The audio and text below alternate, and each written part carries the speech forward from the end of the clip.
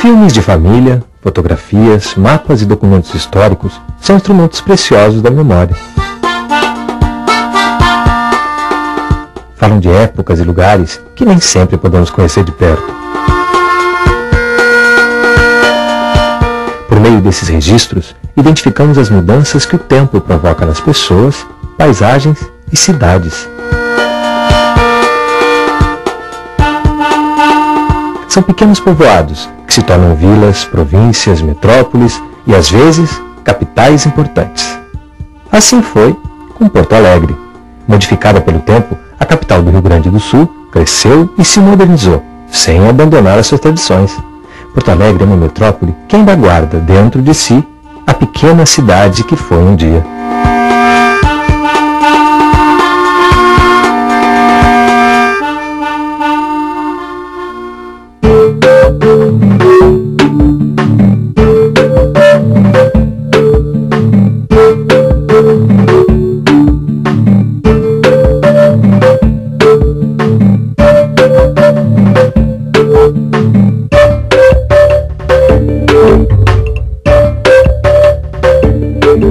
Meu nome é Ana Luísa Azevedo, eu trabalho com cinema já há quase 20 anos. Nasci aqui em Porto Alegre, estudei, fiz faculdade aqui e trabalho aqui. Nós estamos aqui na ponta do gasômetro, né, bem onde a cidade começou. A usina do gasômetro era o que fornecia a energia para a cidade. Com o tempo, quando já a energia não era mais gerada daqui, essa ponta do gasômetro ficou muito abandonada. E ela só foi retomada quando a usina se transformou num centro cultural. Porto Alegre é como um leque, né? Ela tem essa ponta aqui do gasômetro e ela vai se alargando para a zona sul e zona norte, para lá. E é talvez a única cidade que tenha o centro na ponta. Então aqui é a parte mais antiga da cidade. Reza a lenda e diz os historiadores que os primeiros 60 casais açorianos que fundaram a cidade chegaram por aqui.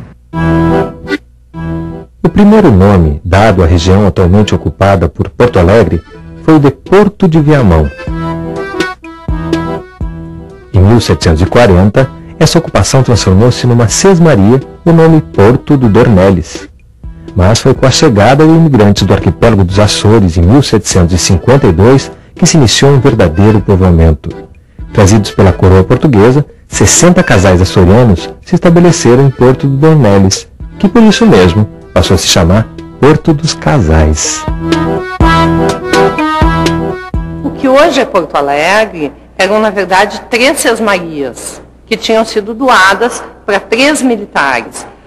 A parte principal de Porto Alegre, do início do povoamento dos açorianos, era a sesmaria do Jerônimo de Ornelas, o que hoje é o Bonfim, o bairro Bonfim, o que hoje é o centro de Porto Alegre. Eles sofreram muito quando chegaram, se estabeleceram na beira do Guaíba também, em choupanas, começaram a tentar levar a vida aqui, se abasteciam muito do rio. Então, os primórdios da fundação da cidade, ela está muito relacionada com o rio.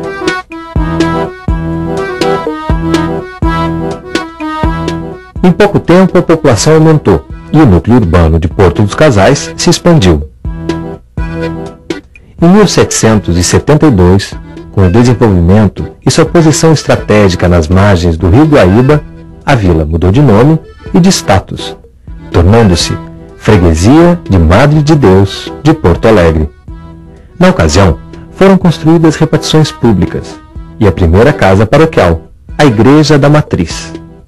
Mais tarde, grandes casarões coloniais, como o Solar dos Câmara, erguido em 1818, passaram a fazer parte da paisagem da cidade.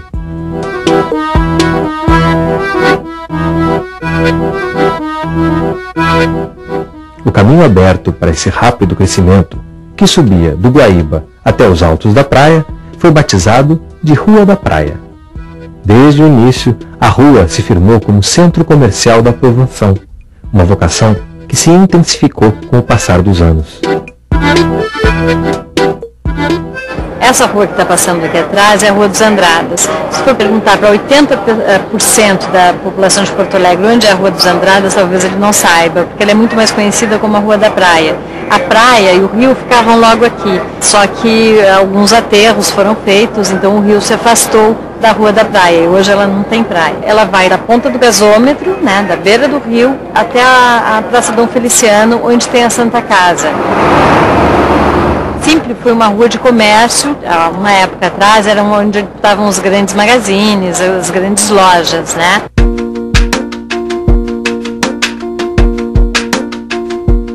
Em 1820, o naturalista francês Saint-Hilaire visitou a cidade e assim descreveu a Rua da Praia.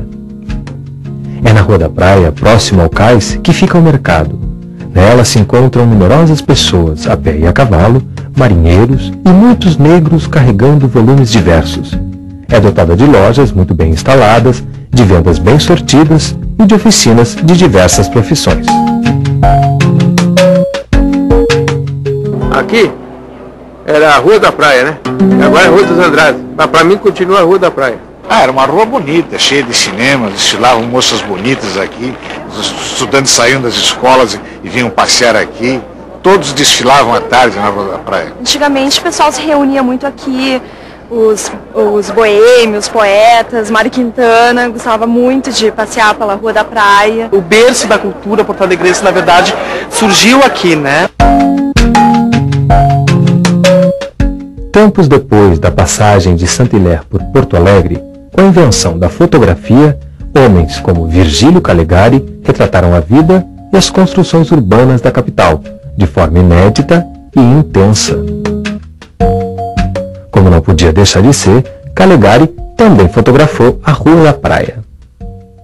Com esses relatos, com essas fotografias, a gente pode chegar mais próximo de uma recomposição da época, do que a gente chama em história de o espírito da época, de entender melhor o cotidiano, como é que as pessoas viviam, como é que elas se relacionavam umas com as outras e como é que elas se relacionavam com a cidade também. É impossível falar da história gaúcha sem falar de guerras e protestos. Em 1835, Porto Alegre começava a exercer sua função de entreposto comercial, quando foi invadida por rebeldes liderados por Bento Gonçalves. Era o início da Revolução Farroupilha. Influenciados por ideias liberais e revoltados com os altos impostos cobrados sobre o sal e o charque, os rebeldes queriam independência em relação ao governo central. Durante os 10 anos em que durou a guerra, Porto Alegre foi cercada 3 vezes pelos rebeldes, mas se manteve fiel ao imperador. Por isso, recebeu o título de cidade muito leal e valorosa. Na verdade, essa revolução foi uma revolução dos estancieiros do Rio Grande do Sul contra o governo imperial, que não lhes apoiava economicamente. Eles criavam gado, principalmente para as charqueadas, para essa atividade que é quase uma atividade industrial, até chamada indústria do charque, para alimentar a escravaria de todo o país. Surgiu ao longo da guerra, obviamente, um grupo que, mais do que separatista, era republicano. Gente que veio de longe lutar, acabaram lutando na Revolução Farroupilha, que entre eles o Garibaldi, o Luigi Rossetti, que eram italianos e que andavam o mundo afora lutando por ideais de liberdade, igualdade, fraternidade. Eles lutavam por uma república, e por uma república livre de escravos também. Em 1893, eclodiu outro conflito com ideais separatistas. A Revolução Federalista foi travada entre os republicanos, que defendiam o presidencialismo forte, e os maragatos, defensores da independência do estado do Rio Grande do Sul. A revolta foi marcada por atos de extrema crueldade e se encerrou em 1895, com tumultos na Rua da Praia e a vitória do Partido Republicano. Porto Alegre estava em sintonia com a recém-proclamada República Federativa do Brasil. O Rio Grande do Sul, a cidade de Porto Alegre também tem essa característica, se caracteriza muito pela bipolaridade. Temos 2 partidos, 2 times de futebol, e isso é uma característica que vem do período da Revolução de 1893, que foi uma revolução justamente das oposições sul-rio-grandenses contra o monopólio de poder do Júlio de Castilhos, do Partido Republicano Rio-Grandense. Mas, apesar disso, ele vai continuar no poder através do Borges de Medeiros, que vai governar mais de 20 anos o Estado.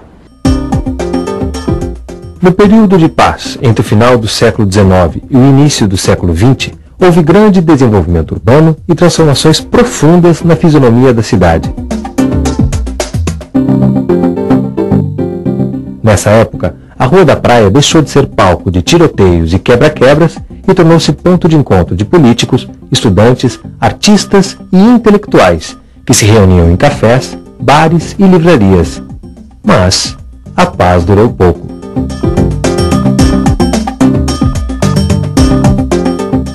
A gente está na Praça da Alfândega com a Rua da Praia. Esse lugar aqui se chamava, aqui atrás de onde a gente está, Largo do Medeiros. Lá pela década de 10, 20, ele era um lugar onde as pessoas se encontravam para discutir política, onde os jovens da época vinham passear para conseguir namorado, para namorar, para paquerar, onde os partidos políticos tinham escritórios, suas sedes, os clubes de futebol tinham suas sedes, os grandes jornais estavam aqui, Diário de Notícia, Caldas Júnior, a Federação até o final do século XIX.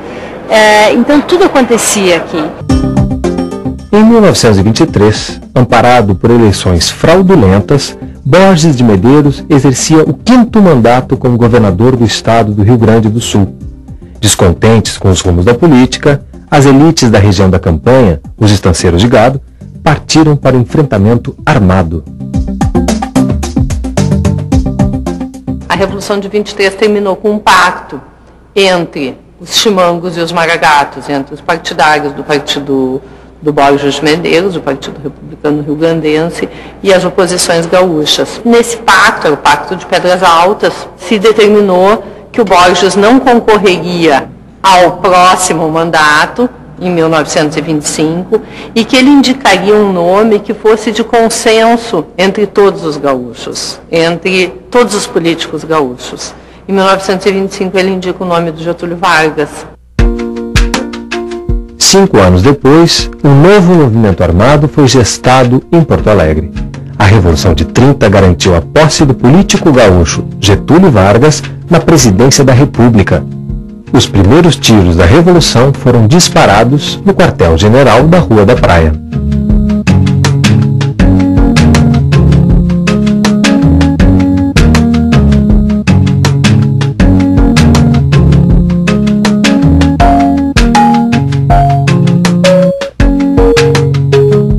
A tomada do poder por Getúlio Vargas colocou fim à tradicional política do café com leite, que alternava paulistas e mineiros no poder. Na presidência, o estadista gaúcho exerceu um comando centralizador e autoritário. O Brasil agrícola monocultor tornou-se um país industrializado e de economia diversificada. A era Vargas teve 2 fases, de 1930 a 1945 e de 1950 a 1954, quando uma grave crise política culminou com o suicídio do presidente. O povo gaúcho, mais uma vez, revoltou-se. Todos os lugares que eram antigetulistas, redações de jornais que eram antigetulistas, ou qualquer empresa que tivesse o nome americano, foi depredada pela população de Porto Alegre.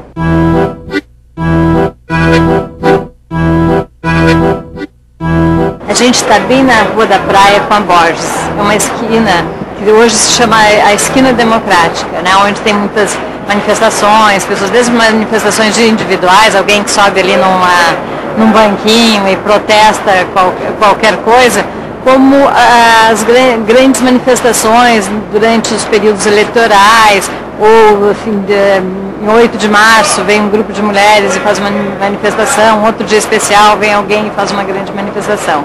Mas essa esquina, ela também, aqui na volta dela, ela tem uma importância bastante grande na vida cultural da cidade, já desde o final do século XIX, né?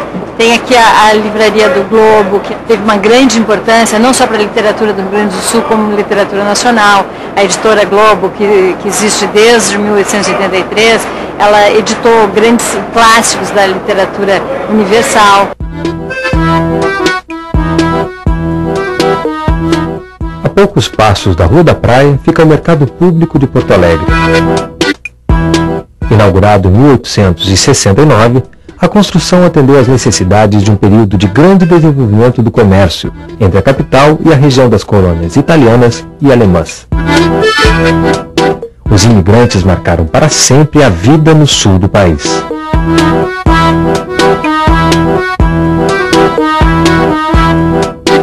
A intensa produtividade agrícola e manufatureira do século XIX foi uma influência direta dos imigrantes que chegaram à cidade. Os alemães trouxeram na bagagem a vocação para o artesanato e a manufatura. Os italianos vieram pouco depois, mas logo imprimiram seus hábitos à vida da região e da cidade, introduzindo técnicas de trabalho no campo, como o cultivo da uva e a fabricação do vinho.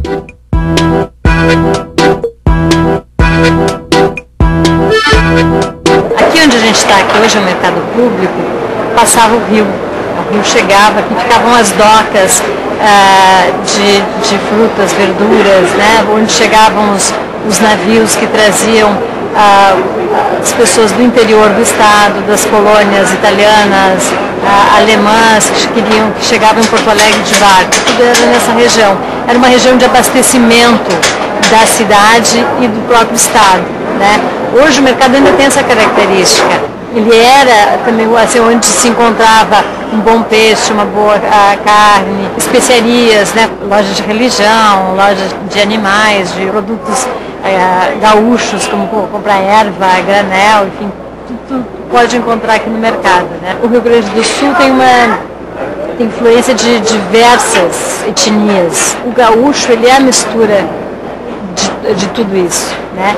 E ainda do índio, que era quem tomava conta dessas terras, né? O próprio o gaúcho, ele tinha essa mistura do português com o índio, que formava tudo, que estava presente aqui na Argentina e no Uruguai. Mas acho que tem essa coisa do guerreiro, tem um pouco desse estado fronteiriço, né? Por tu estares na fronteira, tu tem que brigar por ela, tu tens que defender a fronteira, até porque era uma função para o próprio Império, né? O Rio Grande do Sul passou a fazer parte do Brasil em 1750. Então, aqui o Brasil não tem 500 anos, aqui ele tem apenas 250. Acho que isso, sem dúvida, que acabou formando um pouco a característica do gaúcho, se é que se pode dizer que o gaúcho tem uma característica, né?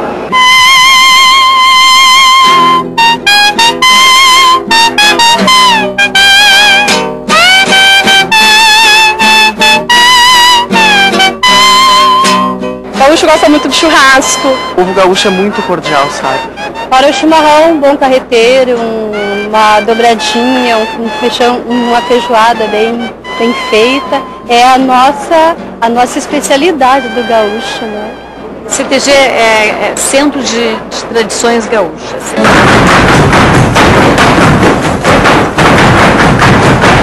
As pessoas foram saindo do campo, vindo para a cidade, pessoas que viviam aquela tradição de serem peões, vêm para a cidade e algumas pessoas sentem a necessidade de cultivar aquelas tradições. Esse comportamento rural, ele acho que ficou entranhado na cultura gaúcha, para marcar a manutenção de uma tradição, que é uma tradição que vem das grandes fazendas. Mas então os gaúchos a pé, quer dizer, que não estão mais a cavalo, esses gaúchos a pé, eles tentam manter nas cidades o mínimo das tradições, que são as danças, as músicas, os modos de se relacionar, de tomar chimarrão. Quando uma pessoa tá alegre, né, a gente costuma dizer que a pessoa tá igual o lambari de sanga, né, porque o lambari de sanga pula para lá e para cá, e quando a pessoa tá alegre, assim também. Mais comprido que puxada de gago. Tiro dado, bugio deitado, né? Em frio de renguiacusco. Juntando aí essa ideia de que juntou alemães, italianos, poloneses, judeus, com os seus escravos, com os índios, com os açorianos que já viviam aqui, essa ideia ela se concretiza, meio que se concretiza no século XXI para resolver e tentar um outro mundo possível. Terra de açorianos, alemães, italianos e principalmente de um tipo brasileiro muito especial, o gaúcho. Terra de muitas manifestações culturais e destacada vida literária, com seus importantes escritores, museus, bibliotecas e livrarias. Uma cidade ao mesmo tempo provinciana e cosmopolita, de tradições e inovações. Uma capital pródiga em arranha-céus, mas ainda marcada pelas tradições gaúchas mais típicas. Uma cidade jovem, mas com muitas histórias para contar. Bom estado em Porto Alegre.